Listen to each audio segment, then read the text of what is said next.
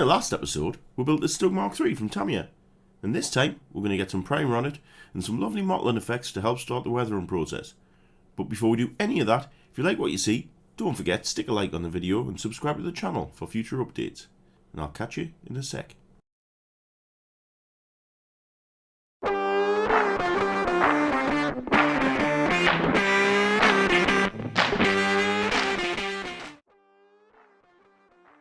Hello and welcome back. So the model's built and ready to prime, but before I do anything, I usually take some isopropyl alcohol or some soapy water and gently clean away any fingerprints or excess glue, making sure to be as gentle as I can to get a nice flat, dust-free surface to work with. Before we start priming, I'm going to take some of this Mr. Metal primer and apply it to any of the photo etcher metal parts. This is to help the primer and any subsequent layers of paint stick and kind of not flake off when you're handling them or crack when the paint dries. It's easy enough to apply in thin coats with a clean brush. I like to leave it overnight, but if you're in a rush, a few hours should do the trick. Primer wise, I'm using a black primer, and 99% of the time I use Mr. Surfacer 1500, but it's a bit like hen's teeth at the minute. And I thin that down with the relevant thinner, which is Mr. Colour Self-Leveling Thinner. It stinks to high heaven, but it's really good. Then what you need to do is give it a good stir through, so that when you tap it on the side of the pot, it forms this milky consistency that's not see-through and flows nicely. Airbrush wise, trust the older water eclipse 0.35 at about 15 psi. Then it's just a case of getting the primer on the model. I tend to do it at a distance of about 10 centimeters in nice, flat, even coats, making sure not to kind of saturate the model in thinners. If you find as though you missed a spot, don't be tempted to go back over it, just hit it with a second pass when the next coat's dry. In terms of drying time, it should go really matte and not shiny, and then it's kind of okay and it's kind of touch dry and you should be able to get a second coat on and handle it a little bit better. It's self-leveling as well, so if you do find that you put a little bit too much on, it will level out, it will dry, so don't be tempted to add more on top of it to cover over any marks or anything like that. If you do go really heavy and it does kind of what I call jam John, run like jam, you can lightly sand it back off and reapply a second coat or a third coat or however many coats you want. I'm just careful to make sure I get in all the nooks and crannies around the model, all under the skirts and everywhere like that, around the side. Just so that there's none of the bare plastic showing through, and it can help with the weathering process and with the shading process, adding kind of false shadows and stuff, which is why I tend to use a black more often than not. It's also got an interior, so I'll prime the interior at the same time. I'm not going to take a massive amount of time with the interior because you won't see a great deal of it. And then, as you can see, I've constructed a very state-of-the-art wheel holding jig thing. Just out a couple of sheets of cardboard. I'm going to modify that and make it with a bit of a better grade of cardboard, but quite methodically painting all the pieces, nice even coats until you're done basically, and then you're ready to get cracking with the rest of the paint job.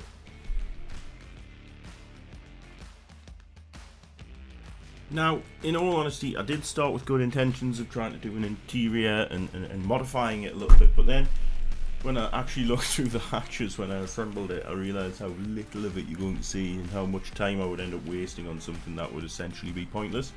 So basically what I did was just block out the interior with a rough mottling white shade. In this instance I was using Mr. Hobby Accura's, I think it's H1 white, and then filled in just the basic details, the seat cushions, the stick grenades in there.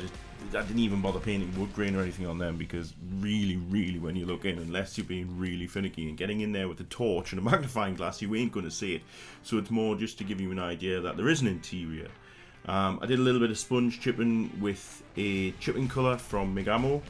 Again, just very rough and ready with a sponge, just pop with a sponge chipping, and then gave it a quick wash with just the homemade oil wash, which I'll explain a little bit more later on when it's probably a bit more relevant.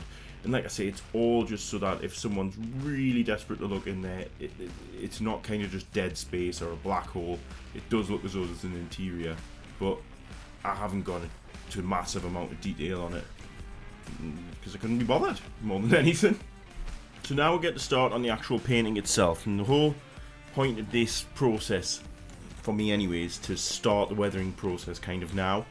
And by doing that, you can you can help yourself down the road, creating kind of false shadows and panel fading and stuff like that. Colour modulation's got a bit of a, it's a bit like Marmite. Some people absolutely loathe it, some people absolutely love it. I'm in the love it camp. I think it just adds a bit more depth to your build, it adds a bit more interest, but I'm kind of more in this hobby more for the art, the artistic, for want of a better word, way of doing it, than bang on historical accuracy. So I take a lot of artistic license when it comes to colour schemes and things like that. If it looks right in my eyes, I like it. In this instance, I'm using a Tamiya XF63 German Grey as my base coat. Now, it's got a bit of a blue tint to it.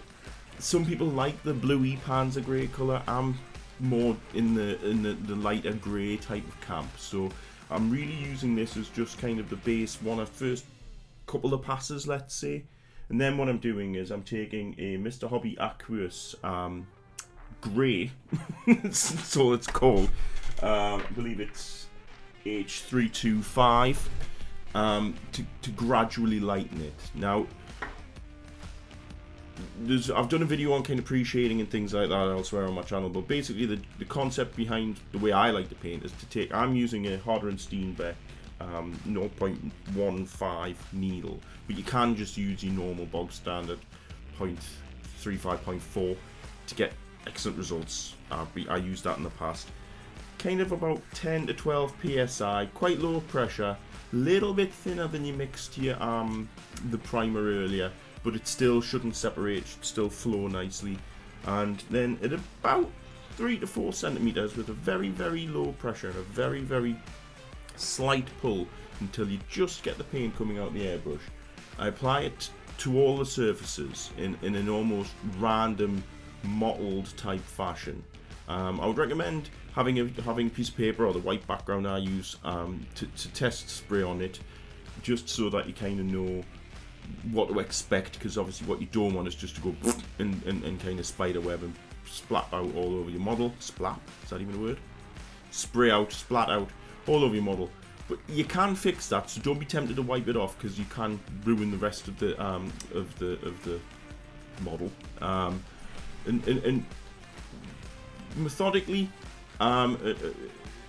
take care and go across the whole model in that dark initial base coat, and then what we're going to do is just work through the motions, gradually getting lighter and lighter and lighter each pass you do, and you get a really nice mottling effect, and it's almost like a weather beating effect that you get on it, and I really, really like it.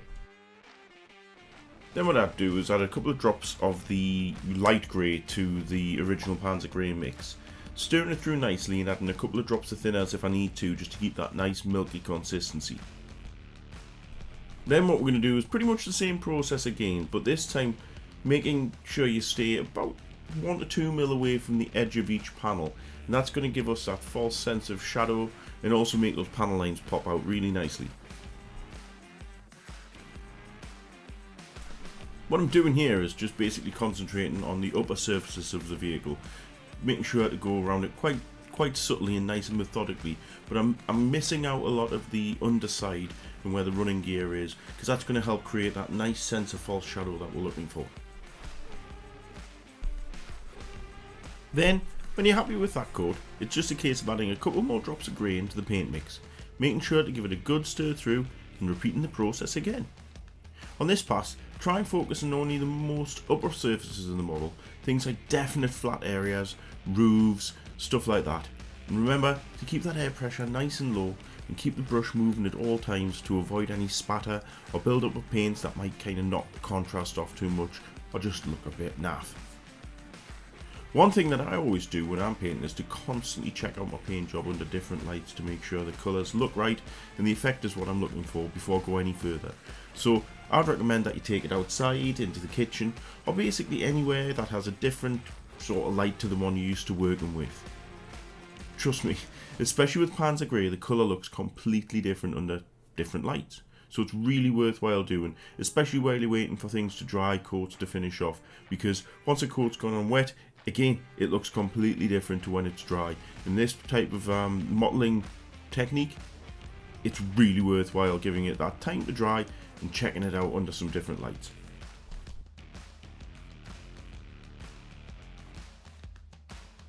One thing you can do if you're not happy with how the mottling effects worked out, if you're worried that there's too much contrast between the lights and the darks, is take the last colour you've just used, that the kind of the lightest one that you would probably be going to, and a decent distance, about 15-20 centimeters away from the model's surface, just gently do a couple of passes, very light misted coats.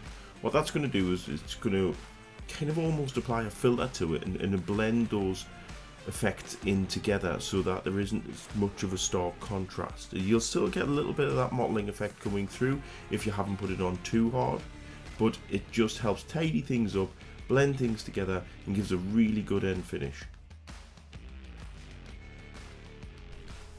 For the final pass, I'm using a really light tone now, but I'm being extra careful not to take it too far towards the white that I want to kind of avoid. So I would recommend perhaps either using the underside of the model or, like, again, a piece of paper with the various coats painted on top of one another so you can get an idea of the overall effect and how light you're going.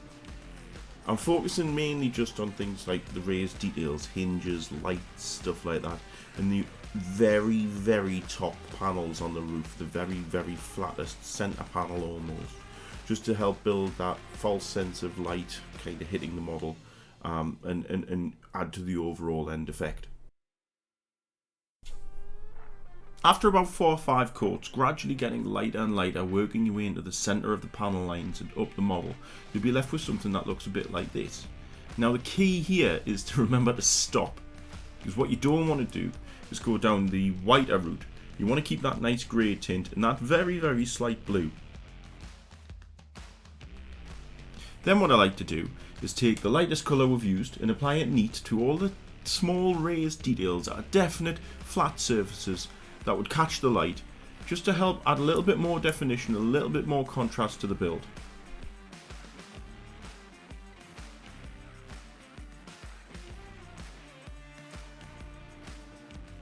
The last thing I'm going to do in today's video is add a filter wash to certain panels and hatches and things. In this instance, I'm using a faded navy blue from Uppbeat 502, and I add a small pea-sized amount at the bottom of a pot, and then mix it through with quite a lot of white spirit until you're left with a basically blue watery light liquid. Then, before you apply any varnishes or anything and your paint's nice and matte, load your brush up with the filter and just go around adding it to the panels that you want to add it to. The whole point in this process is to give those panels a slightly different look, make it look as though they've had or less weather beaten or less sun bleached, or they're made from perhaps different metals, a heavier or a lighter type of metal or a different type of steel. It's just going to help add to the overall effect in the end. It should be really quite subtle. You might need 1 or 2 coats, but don't go too heavy because you're not looking to make it a definite blue or a definite yellow. It's just to change those panels up that little bit to help the weathering process further down the line. And that, for now anyway, is basically it. What you should have at this stage is a lovely mottled paint scheme that will be an excellent base to add some cracking weathering effects to and get that real lived in look that I personally love. Next time, I'll add the decals and do some pin washing and make a start adding some grime to push the effect to the next level. But that's enough for me, and as always, I hope I've helped at least one person, and don't forget, if you like this video, stick a like and subscribe to the channel for future content. Thanks a lot, and bye bye.